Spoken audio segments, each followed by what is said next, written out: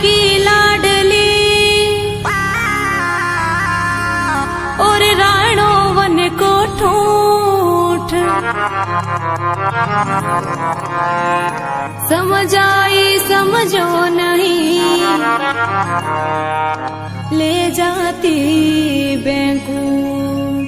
राणा जी में कोई प्रकार री नरमाई को नहीं करड़ाई थी। जिके आदमी में करड़ाई हुए वो भगवान की प्राप्ति को नहीं कर सके। मीराबाई में नरमाई थी जन भगवान की प्राप्ति कर ली। तो केवे नरमाई में नफो घणो करड़ाई में कांटा। करड़ाई करी राजा रावण जद राम जी ठोक ठोकर काट दिया आंटा। एक दिन राणा जी रात का सुता हा। मीराबाई तो आपरे पीर गिवड़ा हा। तो राणा जी ने सपनो आयो कि हमारी रानी मीरा भगवा ले लिया। तो वे सुबह रवाना हुए मीरा रे देश। तो आपने बहुत ही सुंदर भजन सुना रही हूँ, ध्यान लगा सुनिया।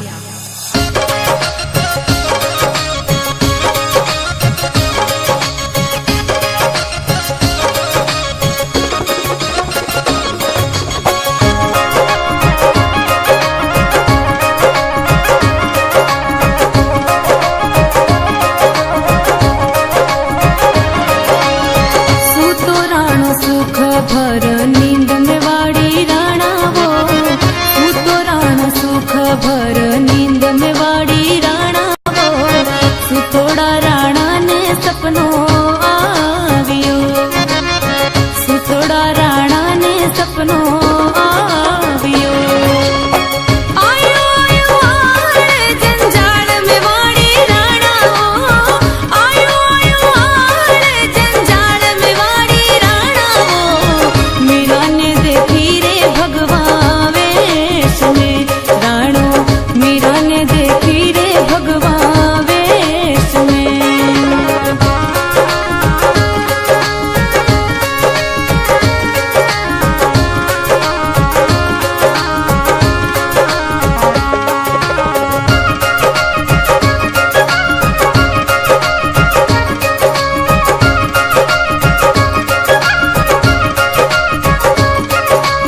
उठियो राणो आलस मरोड़ में वाड़ी राणा वो। उठियो राणो आलस मरोड़ में वाड़ी राणा वो। धम धम करता मेला उतर्यो राणो। धम धम करता मेला उतर्यो। उठो साथी कर सलिया सिंगारों में वाड़ी राणा वो। उठो साथी कर सलिया सिंगार में वाड़ी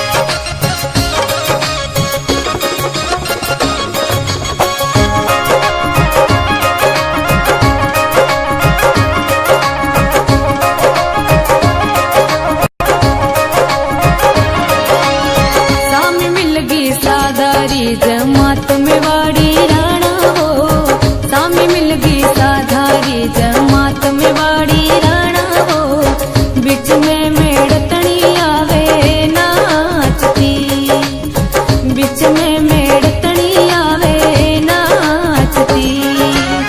चटकी चटकी राणा जी ने रीस में वाड़ी राणा हो, चटकी चटकी राणा जी ने रीस में वाड़ी राणा हो, काढ़े खड़ग राणो को पियो, काढ़े खड़ग राणो को पियो। सूतो राणो सुख भर नींद में वाड़ी राणा हो, सूतो राणो सुख भर नींद में वाड़ी राणा हो, सुतोड़ा राणा ने सपनो आवियो, सुतोड़ा राणा ने सपनो आवियो।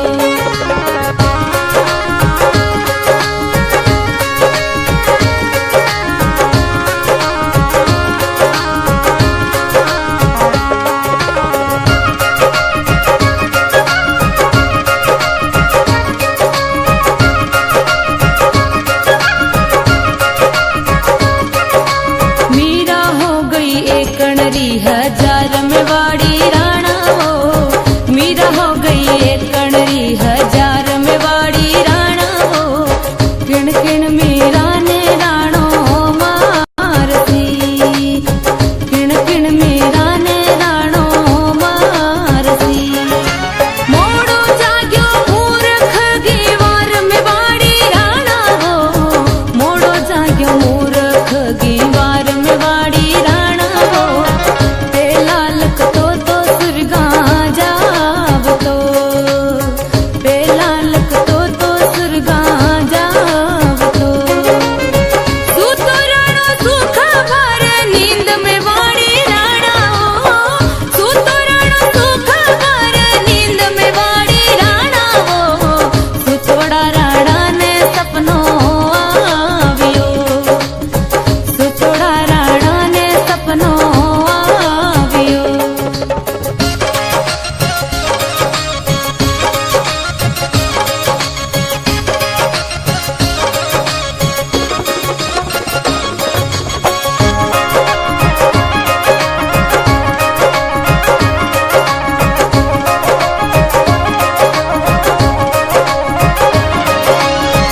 गावे गावे मीरा जारा वेंकुटा में वासा हो, गावे गावे मीरा जारा वेंकुटा में वासा हो, सुनिया सांभलिया भवजल उतरे, सुनिया सांभलिया भवजल उतरे। सूतो राणो सुख भर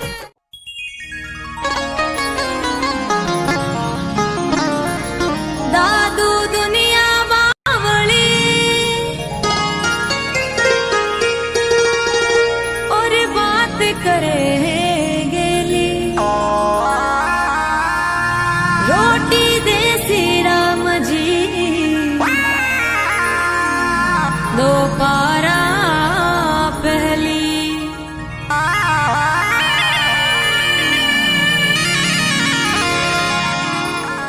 जो आपने कर्मा में लिखियोड़ो है वो तो भगवान भी कोनी राखे। एक बात और है, कर्म किन केवे जिको आपा कर रिया है। आछो करो तो आछो मिली और माड़ो करो तो माड़ो ही मिली। आजकल लोग काई करे, देखा देखी साजे जोग, चीजे काया बदे रोग। भगवान पर भरोसा तो रखना पड़ी। तो बहुत ही सुंदर वाणी आपरे बीच गा रही हूँ, सुने और ग्रहण करें।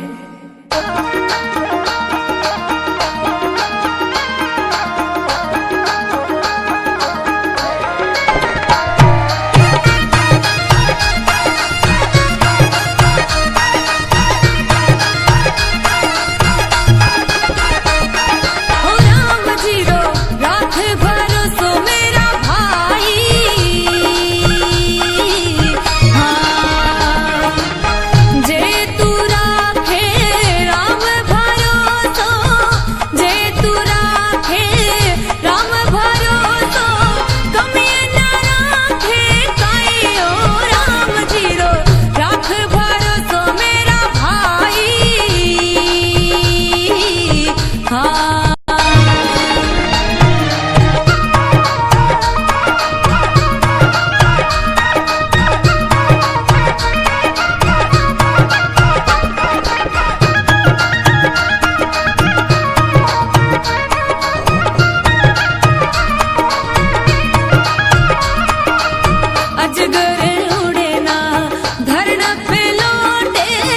अजगर उड़े ना धरना पे लौटे चांच मोड़ ना खाई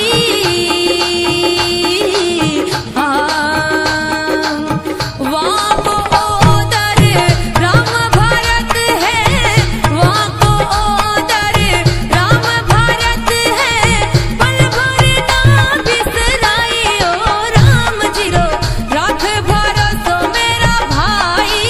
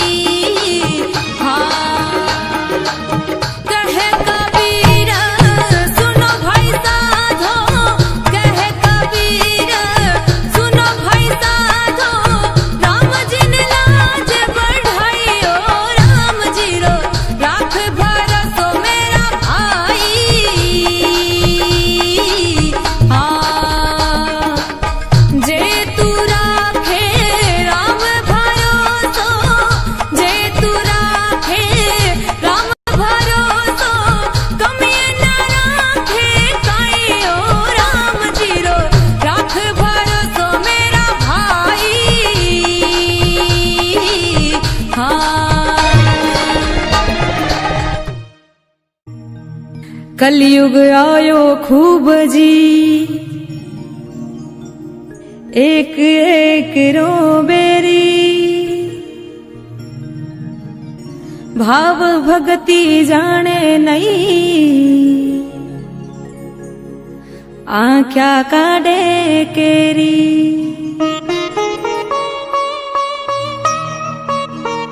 सतयुग में सत धर्म होता, त्रेता में तप राची, द्वापुर में पाठ पूजा और कलयुग में सुमिरना साची। द्वापुर में श्री कृष्ण भगवान पांडवों को कह दिया कि हे पांडवों, कलयुग में कल्याण भजन कीर्तन गौ माता और माता पिता की सेवा करने से ही हो जाएगा। और यह भी कह दिया खान पान और दिनचर्या बिगड़ जाएगी और मान मर्यादा भंग हो जाएगी। क्या कहा भगवान ने, सुनिएगा।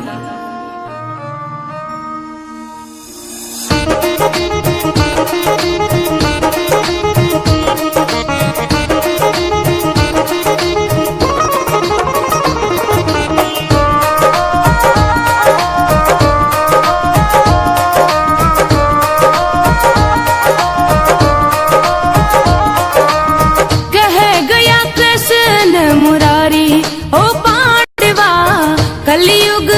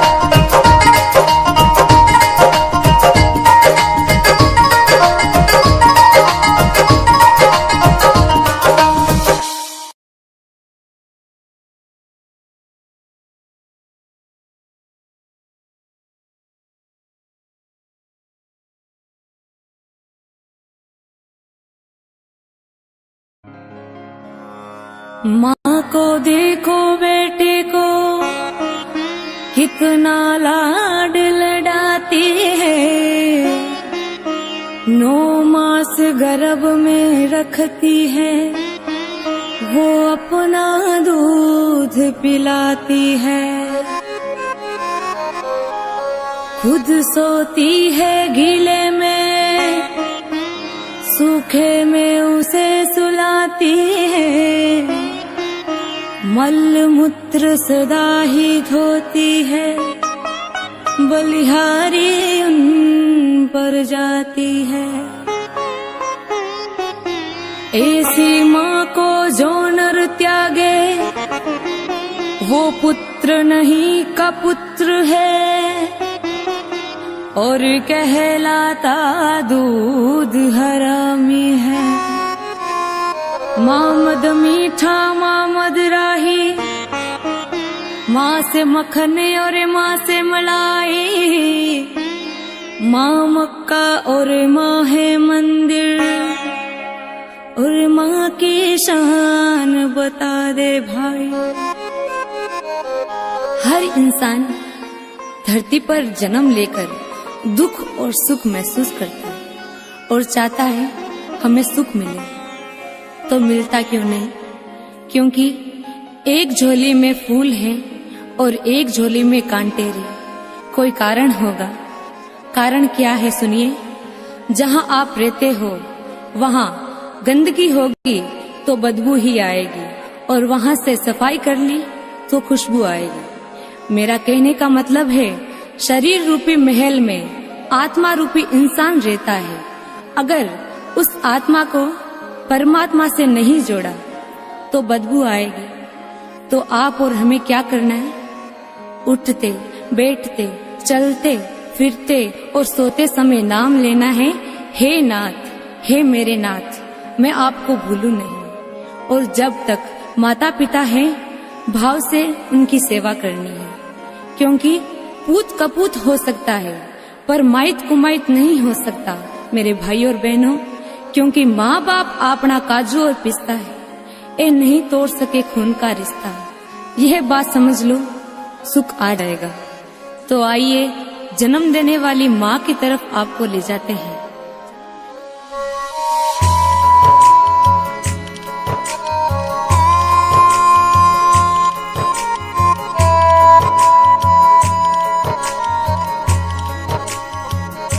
तू कितनी अच्छी है, तू कितनी प्यारी है, प्यारी प्यारी है। ओ माँ, ओ माँ, ओ माँ, प्यारी माँ। तू कितनी अच्छी है, तू कितनी प्यारी है, प्यारी प्यारी है। ओ माँ, ओ माँ, ओ माँ, प्यारी माँ।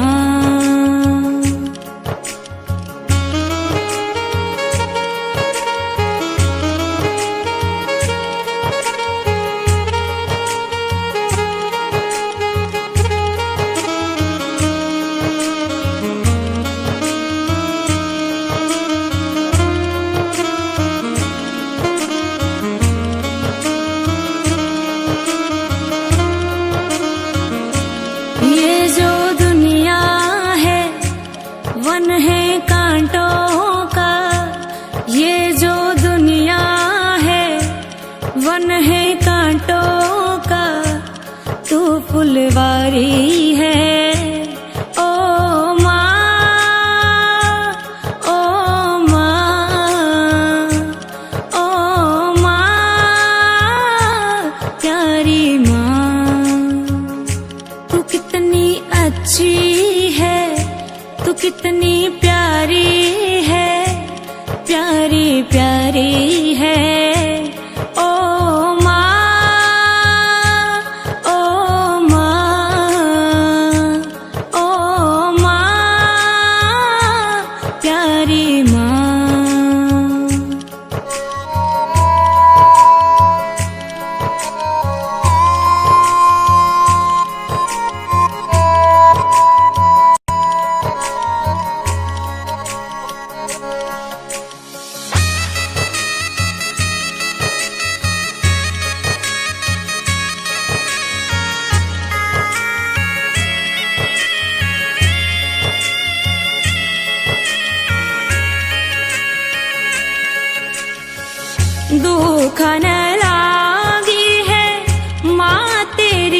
अखिया दुखाने लागी है माँ तेरी अखिया, मेरे लिए जागी है माँ तू, मेरे लिए जागी है माँ तू, सारी सारी रतिया मेरी निंदिया पे, अपनी निंदिया को, मेरी निंदिया पे, अपनी निंदिया को तूने वारी है।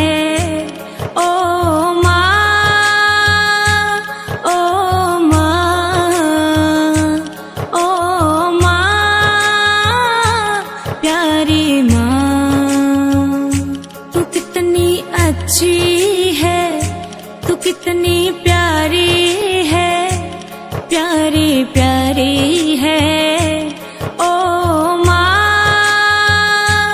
ओ माँ, ओ माँ, प्यारी माँ।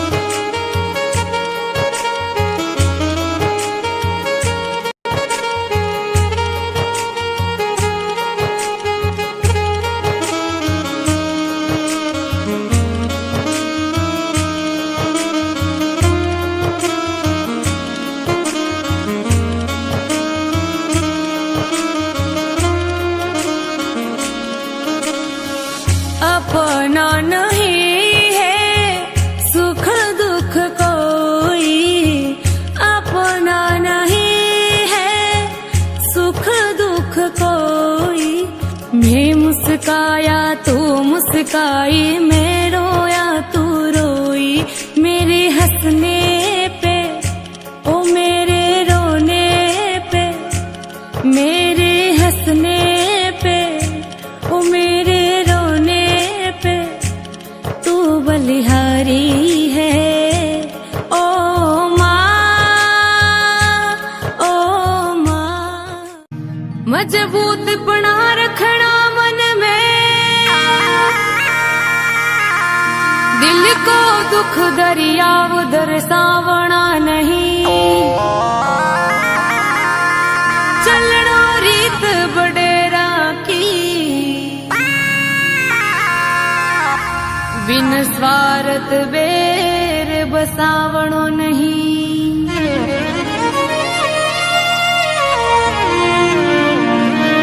उपकार भलाई ना हो तो हो, हरि से ये हेत हटावणो नहीं। चिमने से कहे हंस रेवणो सदा, मर जावना है फिर आवना नहीं। जाको राके साइया मार सके ना कोई, बाल ना बांका कर सके जे जुग बेरी होए। आपके साथ कोई भी घटना घट जाए, किसी के आगे रोना मत, उस दुख से जीतना है। मनुष्य जन्म इसलिए ही तो मिला है, समझ ज्ञान सेवा और भजन करने के लिए। होनी होकर रहेगी, अनहोनी होगी नहीं। तो इस भजन को ध्यान से सुनिएगा। मेरा सुनीता स्वामी ऑफिशियल चैनल में शास्त्रों के भजन से जुड़े रहिए।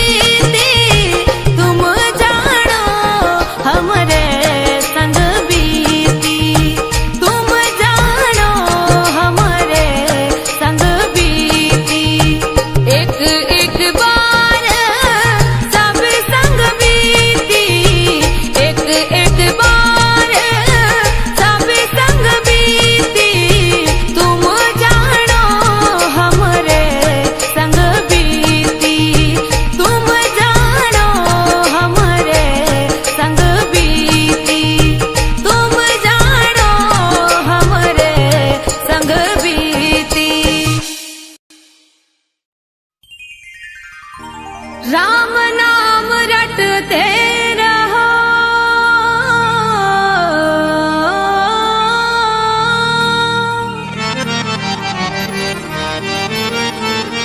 और जब लग घट में प्राण,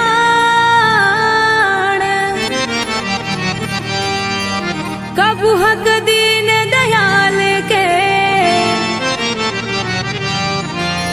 तो भनक पड़ेगी कान।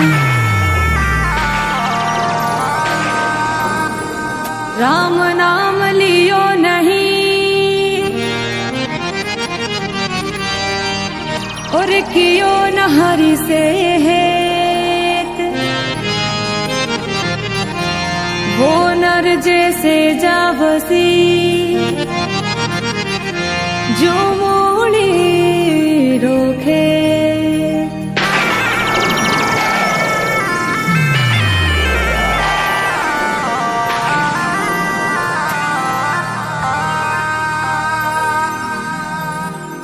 जब संसार रचियो तो भगवान 4 युग बनाया। किसा किसा? पहला सतयुग, और दूसरो त्रेता युग, तीसरो द्वापुर, और चौथो कलयुग। आज चारों युगारी महिमा, कर्म, कानून, नियम, मोक्ष, उम्र, समय सब अलग अलग बनाए। किस प्रकार है ध्यान लगाए समझो। सबू पहला आयो सतयुग। सतयुग री उम्र थी 17,28,000 वर्ष, और सतयुग में आदमी री उम्र थी 1,00,000 वर्ष, और सतयुग में आदमी री हाइट थी 21 हाथ लंबी, और सतयुग में हजारों साल तपस्या करने से जीव रो कल्याण होता। फिर आयो त्रेता युग। त्रेता युग री उम्र और कम हुई। त्रेता युग री उम्र थी 12,64,000 वर्ष। त्रेता युग में आदमी री उम्र और कम हुई 10,000 वर्ष, और त्रेता युग में आदमी री हाइट ही 14 हाथ लंबी, और त्रेता युग में यज्ञ और दान करने से जीव रो कल्याण होतो। मेरे बाद में आयो द्वापुर। द्वापुर की उम्र थी 8,64,000 वर्ष, और द्वापुर में आदमी री उम्र थी 1,000 वर्ष, और द्वापुर में आदमी री हाइट ही 7 हाथ लंबी, और द्वापुर में पाठ और पूजा करने से जीव रो कल्याण होता। मेरे बाद में आयो कलयुग। आपनो जन्म कलयुग में हुआ। कलयुग री उम्र है 4,32,000 वर्ष। कलयुग में आदमी री उम्र सिर्फ 120 वर्ष, और कलयुग में आदमी री हाइट है सिर्फ 3.5 हाथ लंबी। अभी तो कलयुग ने 5100 साल ही बीत्या है। कलयुग में भक्ति बड़ी सरल है। संत महात्मा कहवे, कलयुग केवल नाम आधारा, सुमर सुमर नर उतरो पारा। बस इतनी बात है। कलयुग में संत श्री दरियाव जी महाराज हुआ। हमारे नागौर जिला में गांव रेण में धाम है। वे लिखियो, हाथ काम मुख राम, हृदय साची प्रीत, दरिया संगत साध की आही है उत्तम रीत। भजन नहीं करे जकाने सुखदेव जी महाराज समझावे है कि भजन रे माध्यम से।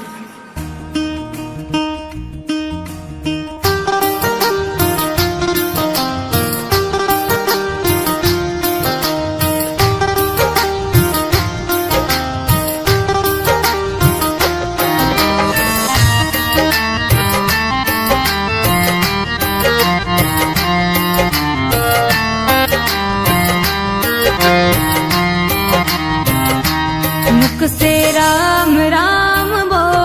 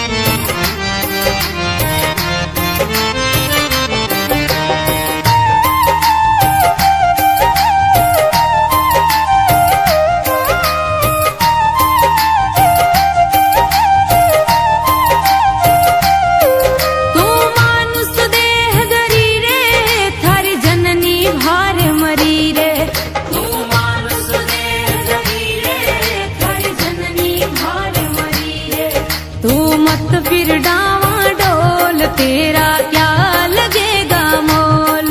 तू मत फिर डावा डोल, तेरा क्या लगेगा मोल। मुख से राम राम बोल, तेरा क्या लगेगा मोल। मुख से राम राम बोल, तेरा क्या लगेगा मोल।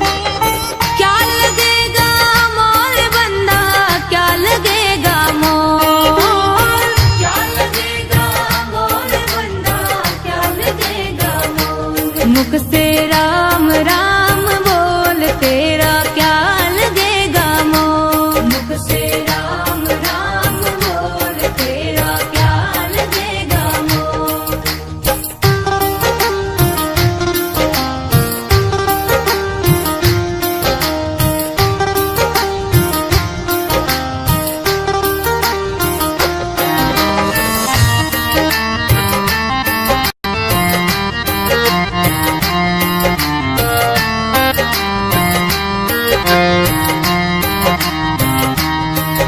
आमन पवनारी घोड़ी घोड़ी रे पांच बछेरा। आमन पवनारी घोड़ी घोड़ी रे पांच बछेरा। आपा चारी बायम रोड, तेरा क्या लगेगा मोल। आपा चारी बायम रोड, तेरा क्या लगेगा मोल। मुख से राम राम बोल, तेरा क्या लगेगा मोल। मुख से राम राम बोल, तेरा क्या लगेगा मोल। क्या लगेगा मोल बंदा, क्या लगेगा मोल। क्या लगेगा मोल बंदा, क्या लगेगा मोल। मुख से राम राम बोल, तेरा क्या लगेगा मोल। मुख से राम राम बोल, तेरा क्या लगेगा मोल।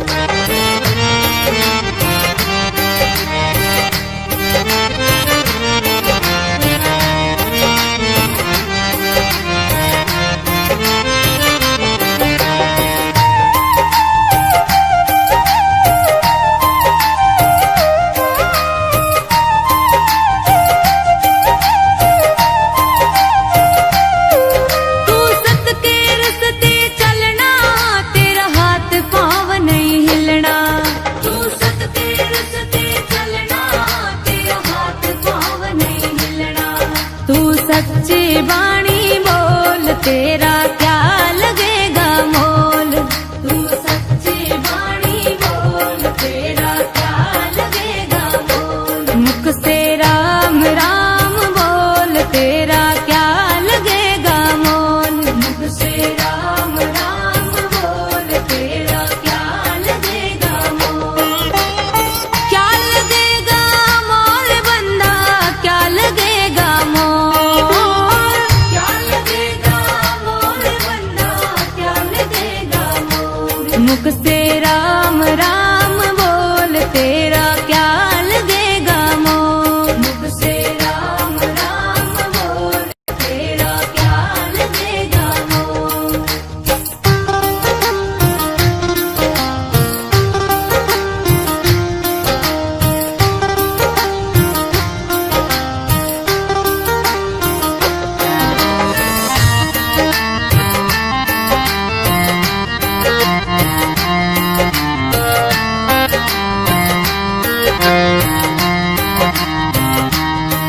सुखदेव मुनि समझावे, थारो फेर जन्म नहीं आवे।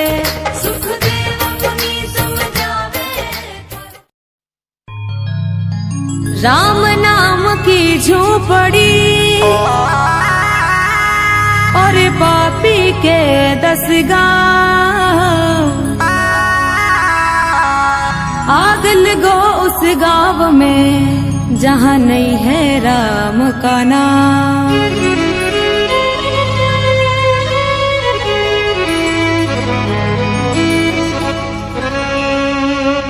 बंदा चला जद शहर को, मन में बड़े अरमान थे। एक तरफ थी झाड़ियां और एक तरफ शमशान थी। जब ठोकर लगी हड्डी की, वो उनके बयान थे। अकड़ करके मत चल बंदे, हम भी कभी इंसान थे। और कवि कहे, बेमाता में सांसों पड़ियो, डांडेरी जिग्या मिनख घड़ियो। लगाना था सींग और पूंछ, लगा दी दाढ़ी और मूंछ। मनुष्य को कभी घमंड अभिमान नहीं करना चाहिए। तो इस भजन को ध्यान से सुनिएगा।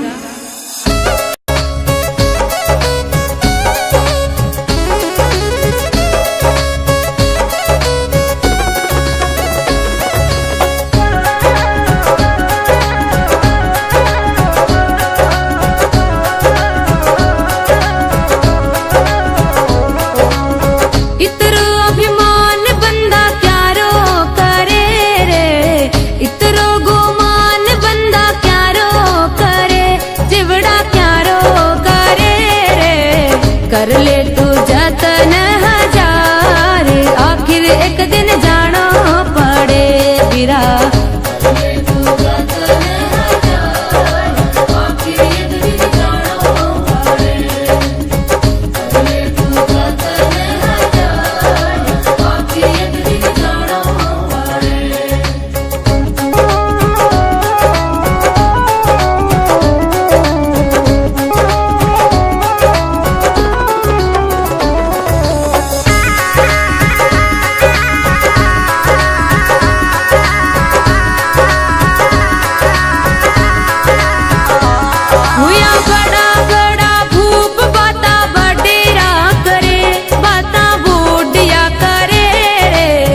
पड़रिया धनुष का बाण, जिग्या पर गाया घास चरे जरा।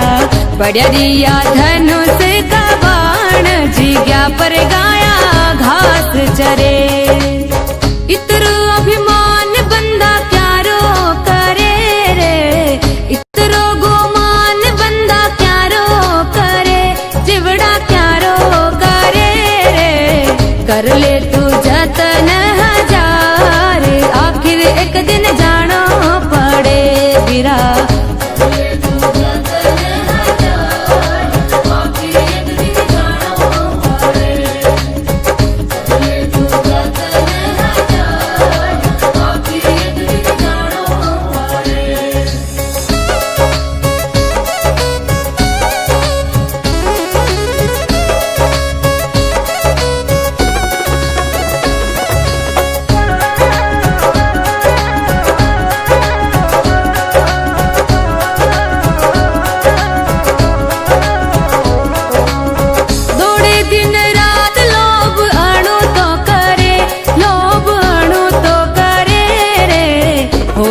तू बम्बीर वालो साप, धरती पर पड़ियो लिख क्या करे बिरा।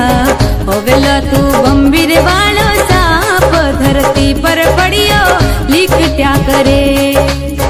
इतरो अभिमान बंदा क्यारो करे रे, इतरो गोमान बंदा क्यारो करे, चिवड़ा क्यारो करे रे। कर ले तू जतन हजार, आखिर एक दिन जाना पड़े बिरा।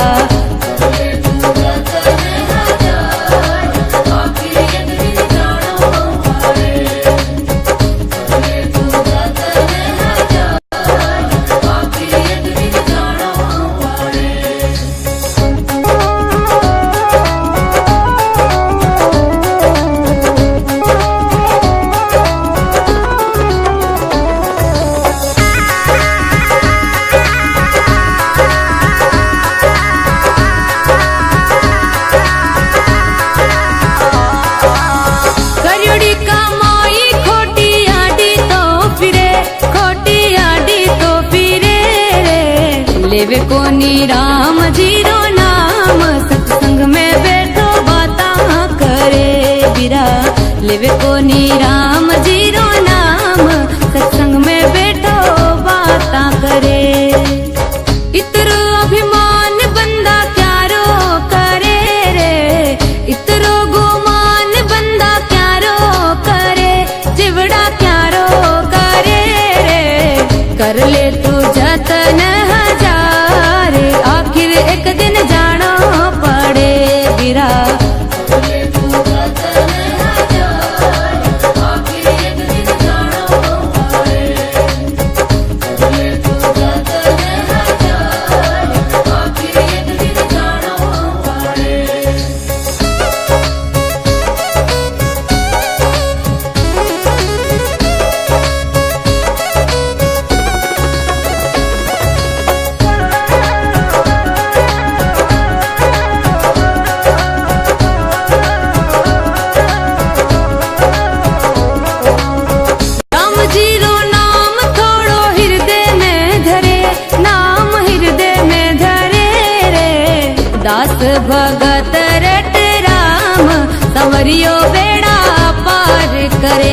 बीरा दास भगत रट राम संवरियो बेड़ा पार करे।